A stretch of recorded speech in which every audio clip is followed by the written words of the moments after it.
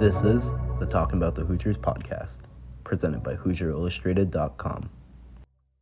Hello, ladies and gentlemen, and welcome back to the Talkin Bout The Hoosiers podcast, presented by HoosierIllustrated.com. I'm joined by Kyle Staley. I'm Drew Rosenberg. Big show today, a lot to talk about. Indiana basketball suffered probably its worst loss of the Mike Woodson era. I don't know if we want to go that far yet, but I mean, we're going to get all into it. How are you doing outside of the current state of Indiana basketball? I'm really tired. Obviously, last night was a late night. Really bad basketball. It's kind of, Indiana basketball doesn't affect my life, but it's just been like kind of things that I've just been like keeping up on all day. And, social media, like obviously fans are very upset. And, there's been a lot of social media antics and a lot of quotes that came out of last night. We are recording on Wednesday, so this will be posted on Thursday, but the Tuesday night game was obviously pretty bad. And you can say it's the worst loss in the Mike Woodson era. I think it might be the worst loss in Indiana basketball history, just from a standpoint, and I mentioned this in the post game wrap up, if everybody watched that, just from the standpoint of the hype that this team had, the expectations that this team had, and that they've had five, the thing is their losses have all been 5 blowouts. And, last night was just kind of like, I just don't know what I watched. Honestly, it was just bad basketball and nobody wanted to play. And it's especially because it's at Simon Scotch Assembly Hall. I think that's the main thing there. But we're in a really, really weird spot right now with Indiana basketball. And it's really hard to kind of figure out how to get this thing back on track and just consistent good basketball moving forward. Yeah, the 4 losses are by a combined 23.5 point or average of 23.5 points. 4 losses on the year. Is it 5 losses? I think it's 5 losses, right? Is it 5 now? No, I think it's. Or is it still 4? No, it's 4. It's Louisville, Gonzaga, Iowa, Illinois. Oh, Nebraska. I completely left out Nebraska. So yeah, I thought it was 5. 13 and 5, so right?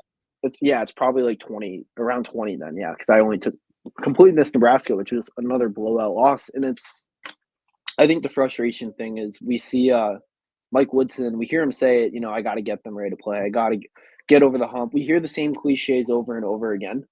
But the thing is with Mike Woodson and this team, it's clear he's not getting this team ready to play. As it's a problem. I mean, you look at what we saw last night, it wasn't just that Indiana played bad. It was they had no effort, no sense of urgency. They got out-toughed, outworked, out everything pretty much. Indiana did nothing yesterday that you're like you could hang your hat about and be proud of. Yeah, and here's the thing. I think you mentioned this, and I've seen a few people mention this too. It's not like Illinois did anything earth-shattering, right? It's not like they shot the lights out of the ball or anything. I don't have stats in front of me or anything like that, but like it's not like they shot. They were just making shots left and right. Everything came down to effort. It really did. It's just really bad basketball, and I'm going to continue to say that. And obviously, it's so true, but it's just bad basketball. And the lack of effort on defense. I've preached defense so much, over this course of the season for Indiana, and for them to be a good team. I always thought that their defense had to take that leap, and it's never have, and I don't think it ever will. It's just mental mistakes and. People falling asleep on defense and letting easy cuts happen, straight line drives, easy looks from the 3. It's bad. That nail slot rim that Mike Woodson, preaches on the defensive end, that the team that he has, and, for the most part last year, they can't grasp that concept. And at that point in time, you're in January, mid-January, January 15th, and your team can't grasp simple defensive concepts. And, you can still be a defensive team that struggles, but as long as you show effort on that side of the ball, good things can happen. Indiana does 0 of that, and that's the frustrating part. And defense wins games. And Indiana, even though they have 13 wins, a lot of those wins have been barely squeaking by, winning by maybe 10 points, that nice little cushion, but like not the, the big gap that you want to see when you're building your NCAA tournament resume. Just right now, it's really frustrating because Indiana, you thought was taking a turn. You thought that they were going to start playing some really, really good basketball, and they were. And in these last 2 games against Illinois and Iowa, this team has just looked way worse than it even did at the beginning of the year. Yeah, I mean, I couldn't agree more with everything you just said, and it's effort though, and it all comes back to effort in my eyes. It's the rebounding stats defensively. This team, it just seems like they're not ready to play. I've seen the social media, they're making this much money, that all of them, they don't care. I don't believe that. I think they care, but it's just something isn't clicking. I don't know what it is. I mean, we saw them, it looked like they were clicking. 5-game win streak. I know the first two, Chattanooga, Winthrop, they were not good games. Indiana did not look great in those games. Then you have Rutgers, saw like a decent win there. Great win against Penn State. Good performance against USC. And you're thinking, okay, if Indiana can beat Iowa on the road, this could be the start of something special. Get blown out, and then you get blown out even worse at home on your own floor. You get embarrassed on your home floor. And, I know the players weren't happy about being booed. I know Mike Woodson's got a lot of, slack over the last year and a half or so. I'm going to get to that. We're going to probably address a ton of that. But that type of performance, I mean, Indiana fans, they want you guys to be good. And it was so bad. It was playing with pride, and it just seemed like there was no pride being played with. I've seen probably 10 different clips on Twitter of, maybe a box out or guys not getting back on defense. And Umar Ballo is one of the main culprits, and it's so frustrating because Indiana is relying on him to be great. And you see so many times he's just not running back on defense, walking back on defense, just standing outside the perimeter, not grabbing rebounds. If you want to just go and watch it, go to Ant Wright's Twitter. I think he posted 3 different clips of Umar Ballo just ball watching when he is supposed to be in there trying to get back on defense or crashing the glass. And it starts from the top.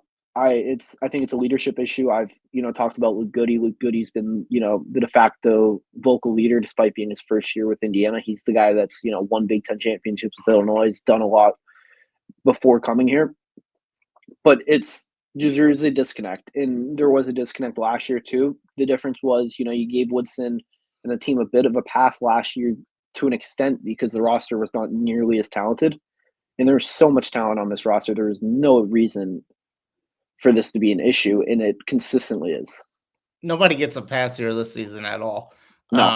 Not at all. Last year, yeah, you gave them a pass because it was Mike Woodson's first year, and he's only been with Indiana. Hasn't even been a full 4 years yet. And you gave him a pass because they had just lost an All-American in Trace Jackson Davis, an elite freshman in Jalen Hood-Schifino, a lot of other seniors. Like you give him a pass to kind of rebuild it a little bit. And this year is like, okay, he did everything that he needed to do in the offseason. He really did. He got the players. He got the guys that they needed to compete for a Big Ten championship and even possibly a national championship. He got those guys. And right now, there's just no more excuses. And I was a guy that's obviously – I've been a Mike Woodson supporter. I've given him a lot of the benefits of the doubt. I'm always the first to kind of, wave his flag and show support, for what he's doing, as a team. And it's just, I don't know how much longer I can continue to just, support it without, just showing the facts. It's just this team's leadership is questionable. I was pretty harsh on Trey Galloway the other night, just with the way that he's been playing as a senior, and it's been pathetic to watch in a lot of ways. Missed shots aside, he never was going to be a knockdown 3-point shooter and stuff like that. Missed shots aside, it's just the effort, and it's not the Trey Galloway that we're used to seeing, right? That high motor Trey Galloway, the one that brings the energy, the one that's going to give you everything he has on the basketball floor, and it's just not there. And you talked about the fans booing this team, and they have every right to boo this team, especially on their home turf, because that was just a poor showing.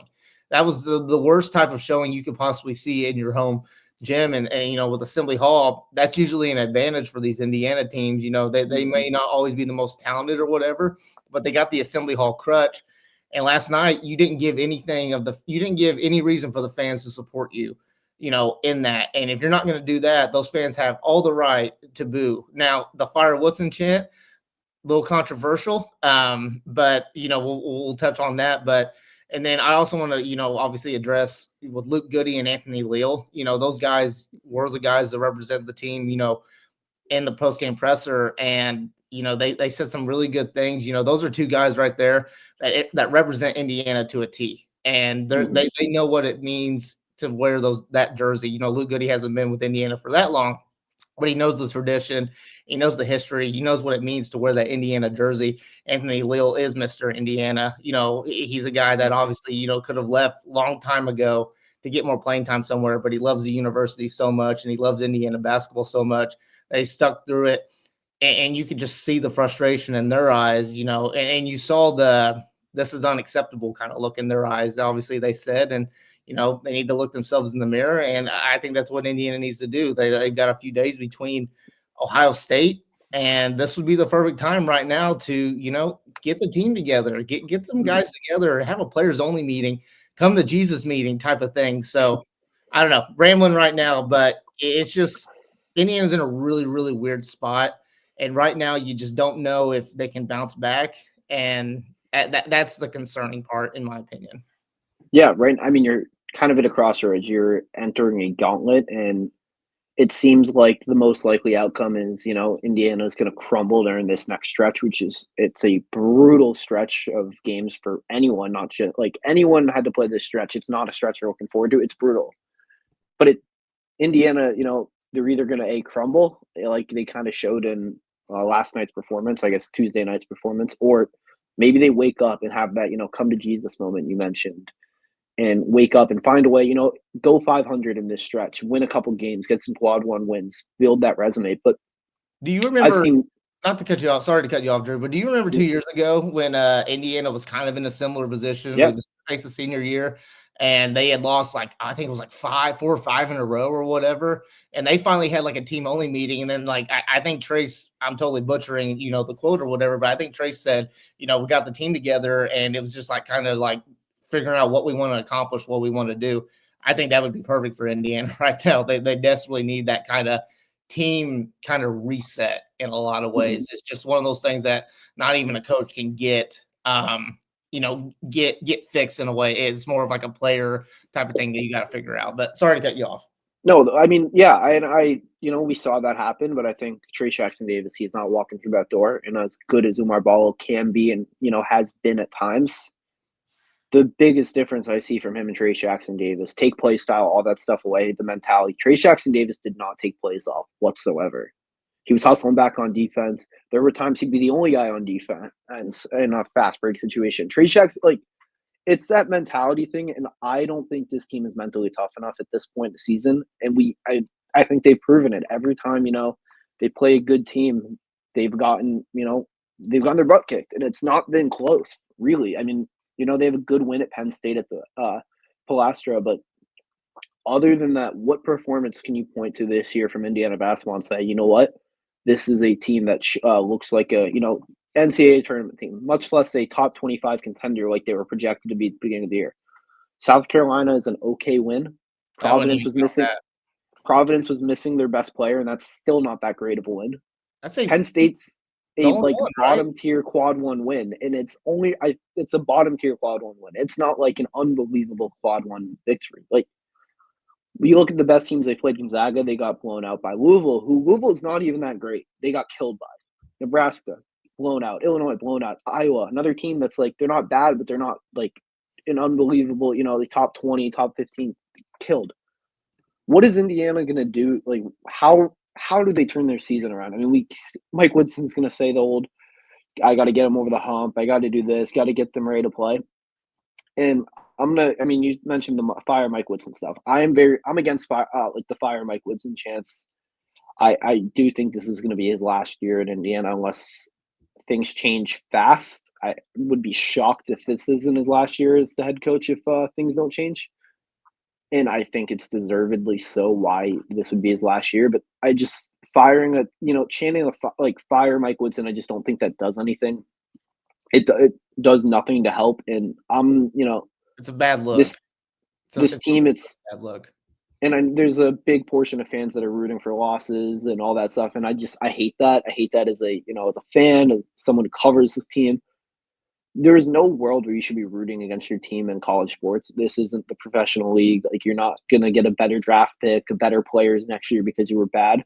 yeah, it might lead you find your coach, but you should still be rooting for your guy. I mean, there's no reason for you to give up on your guy. Like, not just give up, but like actively root against them, which I see so often.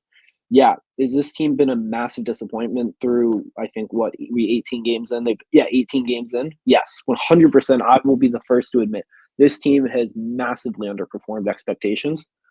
But I'm still not gonna just say, write them off and say, you know what, I'm done. Lose every game, get Woodson out. Because what's the point in that? Like, if this continues, Scott Dolson has made it very clear that he and the athletic department are willing to spend to get the right guy in. We saw it with the football program. We saw it after Archie Miller. The difference was after that Archie Miller stuff, to call it how it is, Indiana wasn't the most attractive, opportunity at that point. It was hard to get an elite guy in.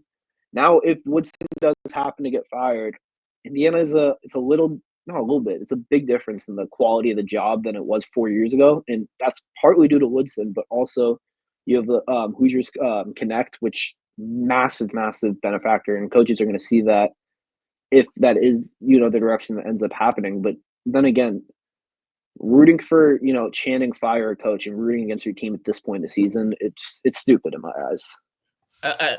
Yes, 100% agree with that last statement. I think it's a loser mentality if you claim to be a fan of any team, and I'm not just talking about Indiana, and we'll stick to college athletics here too. And you could say, oh, these guys are getting paid now, blah, blah, blah. They're basically, grown adults and stuff. No, at the end of the day, they're still kids in a lot of ways. Bryson Tucker's still a kid. Those guys are still young. Miles Rice, Kaden Carlisle, those guys are still young enough. The players hear that, and that's the thing. It's like the hatred of Mike Woodson from that portion of the fan base has gotten so loud that it's trickling down to the players, and that's what you don't want to do. And you're just destroying your kids' confidence. You're just destroying it, and it's just like people look at that, man. People look at that. The fans look at that. People are not fan. Recruits. Yes, that's what I'm trying to get at. Sorry, all over the place, but like. Recruits look at that, and coaches that maybe want to think Indiana might be an attractive job, they look at that stuff, and that's what people don't have their emotions in check. And you do that. And here's the thing too: students will be students, and you can't control what they're going to say or not.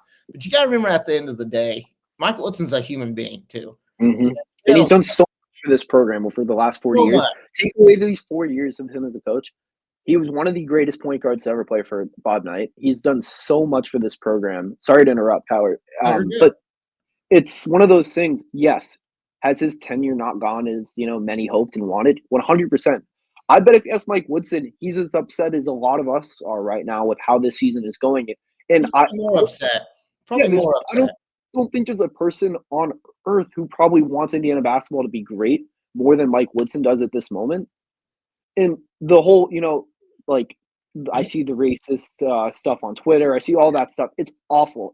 There is no place for it in this fan base, and it's a part of the reason you see big-time recruits aren't as willing to come play at Indiana anymore.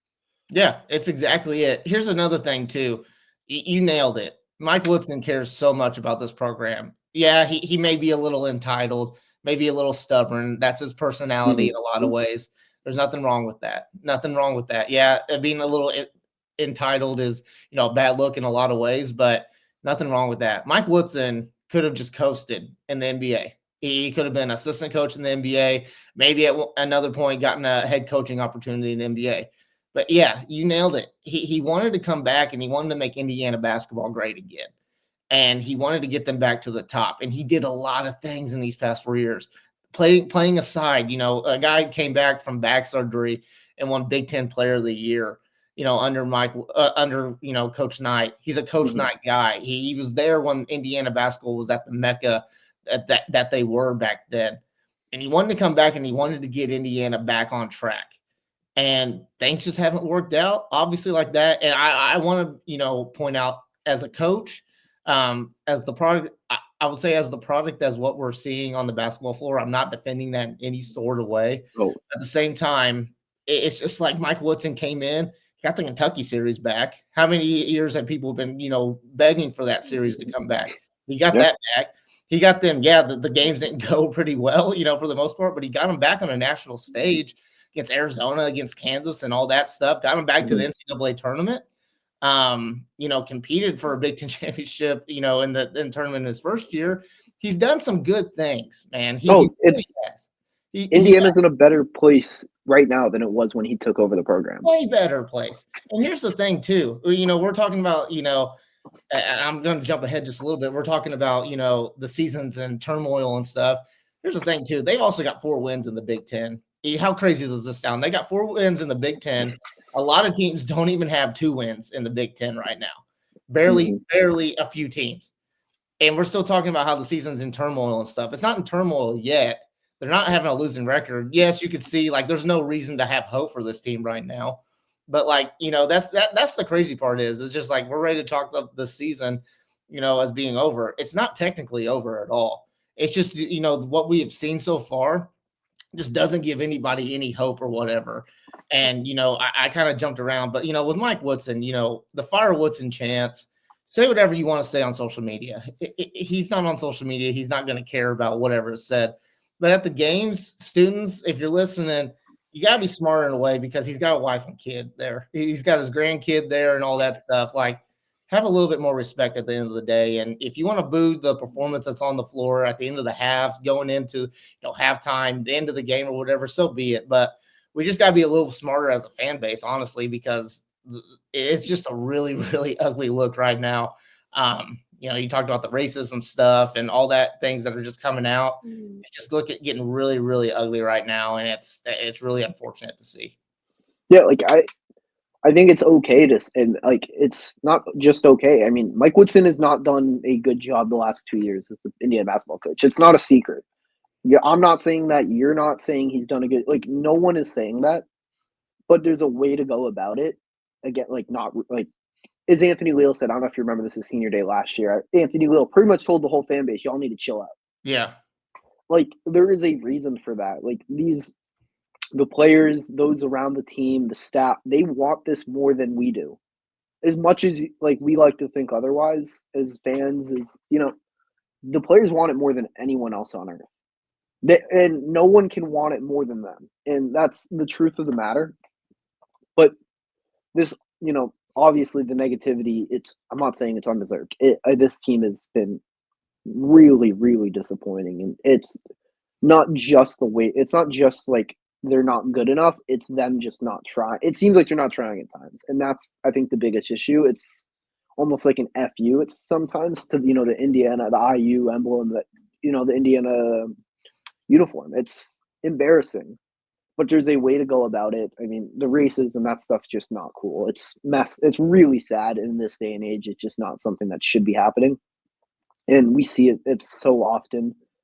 And it makes it so, you see recruits, they don't not as much want to come here. Braylon Mullins, you guys are going to blame Woodson for that commitment. I mean, Braylon Mullins' family saw all the stuff that was being said about IU basketball, the programs for the last, 2.5 years. You don't think that had anything to do with it? Exactly. You don't think Liam McNeely didn't see that stuff? He probably did leave for the playing style or whatever, but do you think his family didn't see that stuff? Do you think any coach in their right mind, other than one that has, thick skin or whatever, that's going to want to come in here and take over this program knowing that they're one mistake away and you're done for? And with Mike Woodson, I don't know what exactly that moment was. It was probably just the start of last year, just not having that team that was built together. But Mike Woodson's been on a very, very thin leash, with the fan base ever since. And it's frustrating, man. It really is frustrating from the point of just what you're seeing on the basketball floor and just how this team is just built. And the talent's on there. And I mentioned it the other day on the postgame wrap-up. I would still argue that this team is, as talented, maybe the most talented team on paper in the Big Ten. From a talent standpoint, the guys that they got in the portal, the recruiting, all that stuff. And man, the problem is it's just not making sense on the basketball floor for these guys. And that's totally understandable, the frustration from that point of view. But, as a fan base, just got to be a little bit smarter when it comes to what you say and, things like that. You got to let the professionals, you got to let Scott Dawson, watch, and you got to let him observe. You got to let those guys do their thing. Let them work hard and just support them in any way that you can, because season's not over with. And also, if you're a fan too, like, and you're actively rooting for them to lose, why are you even watching the game? You're literally just doing that. Your mental health's getting shot if you're just doing that, and you're a miserable person if you really are doing that. It's just frustrating. So either support this team or don't watch. That's kind of my mindset, moving forward with this season. Yeah, and I'm going to say this right now on this podcast. As of right now, January 15th is going to come out the 16th. Indiana's 13-5. If the season ended today, and you asked me, should Mike Woodson be fired? It's not even a doubt. I 100% would say yes, Mike Woodson should be fired and replace his head coach. That being said, there is 10 games left, I want to say. Oh no, I think there's or more. Yeah. Yeah. I mean, there's we're 18 games in, so there's like 13 games. Yeah, 13 games left or whatever. There is still so much time in this season, and this season is far from over. Indiana, I mean, we talked about this brutal stretch that Indiana has. If Indiana goes 500 in this stretch, you have a bunch of quad one wins, and now you're looking at an NCAA tournament team. Again, have they shown me anything that makes me believe they can do it? No, but I would have said the same thing before the Rutgers game. I would have in Penn State. Same exact thing. The Penn State game, going into that game, I expected it to be an Indiana loss. Yeah, a loss, even maybe a blowout loss in a lot of sense. And I think that's the part that has made these last two games that much worse for the fans. Is it felt like progress with wins over Rutgers, Penn State, and USC, and then you come from probably the peak of the season after winning against USC. I feel like that 3-game stretch was like the highest the season had been. Everyone's starting to get back on the Indiana bandwagon, only for them to get blown out by 25 on the road and a tough environment or at Iowa. It's not an easy place to play. And then get embarrassed on their home court by Illinois. Illinois is a great team, but we mentioned it. Illinois it wasn't like Illinois came in and hit 50% of their threes. It wasn't like they were this dominant power that Indiana just could not compete with. No, Indiana just got outworked, out-toughed, and embarrassed on their own court. And that game was more a statement in my eyes about Indiana than it was about how good Illinois is. And Illinois is a damn good basketball team. They're going to compete for the Big Ten championship. They're probably going to compete for a Final Four. They are so talented. Brad Underwood, great. They're a really, really good team. But that loss said way more about Indiana than it did about Illinois.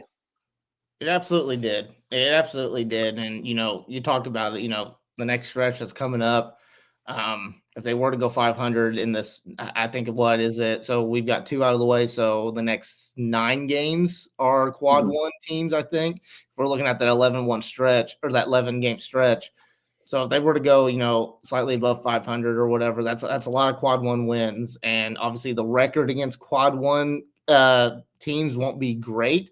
But at the same time, you're just building on, getting those quad one wins and things like that. And no, I don't think they have any quad 2 losses, or definitely don't have any quad 3 or quad 4 losses or anything like that. So that's good to have. But I just keep looking back, man. It's just, maybe it's kind of fool's gold in a lot of ways, but just looking at, there's still so much opportunity left for this Indiana team. And if they do finally click and they click consistently and they figure out that they want to play tough, they can go on a run. They really can. They can go on a run, finish in the top half. I don't think that a Big Ten championship is realistic at this point. I think that's a pretty easy thing to say right now. I don't think it is, just the way that a Michigan State's playing, Michigan's playing, Illinois too. I think that those guys are kind of the top tier of the Big Ten. But Indiana, they have a lot still left to play for. They really do, better seating in the Big Ten tournament and all that stuff. So, I mean, it really just starts on the floor, man. It really does start on the floor. This team just got to play tougher. Got to play tougher, and they got to have a mindset to be like, I'm better than you, and I'm going to take care of business. And they got to do that. They got to play team basketball. A lot of times, when you've seen them struggle, it's a lot of one-on-ones. It's a lot of not moving the ball around. But I don't know. I mean, it's just there's a lot to be said about Indiana. You or I don't have a lot of the answers when it comes to this stuff. All we can do is just watch and analyze what we see and a lot of things. We don't know what goes on, behind the scenes. You mentioned, I think this team really does work hard. I think they got a lot of guys on there that work really, really hard and want to win. Luke Goody wants to win. Malik Renew wants to win. those guys want to win, and they want to win at a high level. So all Indiana can do is, I sound like Mike Woodson in this sense. All they can do is just work and figure out what the root cause is, what the problem is of this team, and fix it and do whatever necessary changes you have to do. Nothing should be off the table. I even think Mike Woodson said it. Nothing should be off the table at this point. You got to make changes, and you got to do whatever you think can help them win games. And we'll just kind of see what happens there. But obviously a lot of season still left, and all we can do is just kind of watch and see what Indiana can be or won't be. Yeah, I'd love to see more Bryson Tucker. He's had a ton of issues. I mean, shooting the ball and like knowing when to pick him spots. But the one thing with Bryson Tucker is his effort has been awesome this year. With a few guys, him and Goody have been like consistently really just playing hard, and I love it. Tom Crean had a kind of talking about how he kind of worked to get his guys like shooting the ball well from distance, because that's been a Mike Woodson problem all 4 years.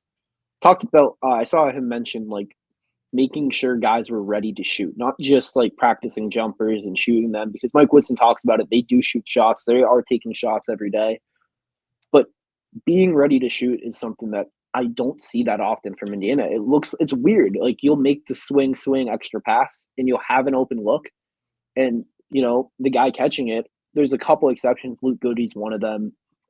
Kenzie Mbako, it's like iffy sometimes, but like very inconsistent with Mbako. I think he's the one that struggles the most with this, because he doesn't know whether I need to drive, I need to do a dribble pull up or whatever. He's just got to play with more confidence. That's the frustrating part with Mackenzie Mbako. He's got to play with confidence, and he's got to trust his shot.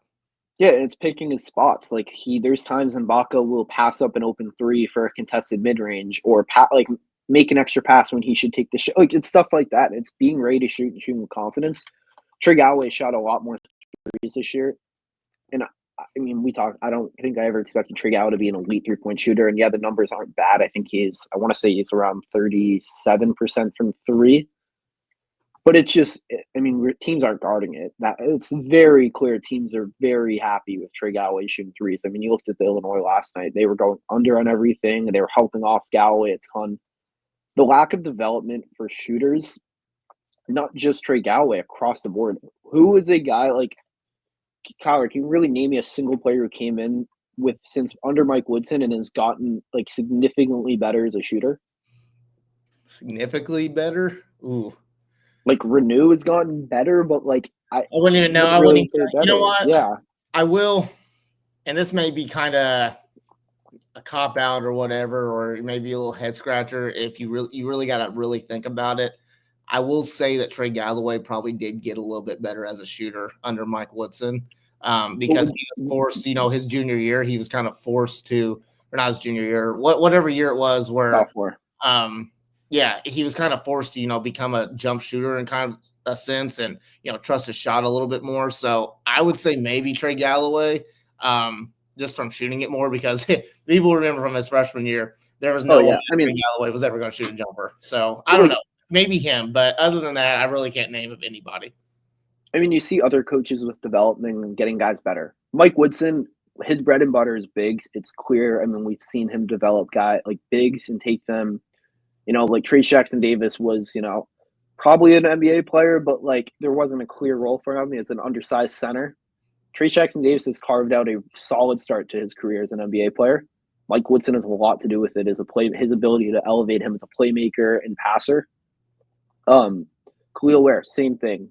Woodson elevated him. Renew has been elevated. Umar Ballo, as much as we've criticized the effort and a lot of things this year, I do think he is better than he was last season as a player. Yep. I think we've seen as a passer, especially. When he's locked in, he's doing a lot of good things. But it's getting that locked in consistently. We just haven't seen it. But Indiana basketball, it's just no secret. I think we should probably got to wrap up soon, but this team needs to get better, and needs to get better fast, or, major changes are coming. There's no sense, last thing I'll say is there's no sense of hopping on Twitter saying fire Mike Woodson and all that jazz, moving forward. You got to let the season play out, and you got to see what this team can do. And I think Luke Goody, and I'll leave it with this. I think Luke Goody said it perfectly. All the negativity on social media, the negative side of the fan base or whatever, go ahead and just stay on that side. Yep. Because if they do turn it around, they don't need you. And I think that's just kind of a harsh reality that those Indiana fans, the ones that are so, open, verbally about Mike Woodson, about what the team is and all that stuff. If you just want to root for a team to be bad or whatever, don't hop back in if they turn this thing around, because this team has plenty of guys on it. They have the potential to turn it around. They really do. That's tough to see right now. That's tough to say, but they got the pieces to be able to turn it around. It's just all about if they can put it together mentally, they can show a little bit more effort. The coaching staff coaches much better than what they have. It's all about that. So it's just kind of a wait and see or whatever at this point. You got to let the season play out. It starts on Friday with Ohio State, big road game here. It's a team that, pretty good. They beat Kentucky earlier this year, and it's going to be a tough challenge, obviously, for Indiana to go on the road and beat them, especially what happened last year with that really, really good game, with Anthony Little hitting that 3 at the end of it. So it's going to be a tough challenge, but Indiana has the pieces to go out there and win on the road. We've seen them win on the road against a really good Penn State team, and they can certainly do that on Friday. It's just hopefully these few days in between these games, it was a wake-up call for them, and all we can do is just kind of look at this point. Yeah, I mean, Friday, it's got check time. Let's see how they respond.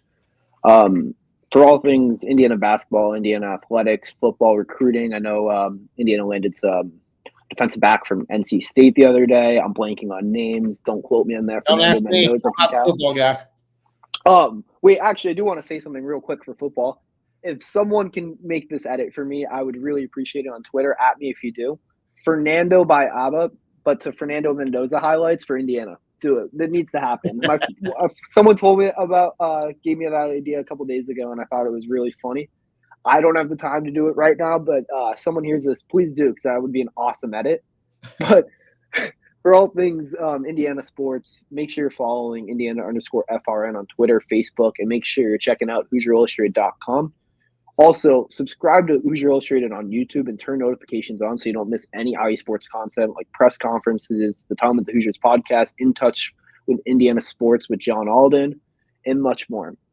Thank you for tuning in to the Talkin Bout The Hoosiers podcast. We'll be back next week.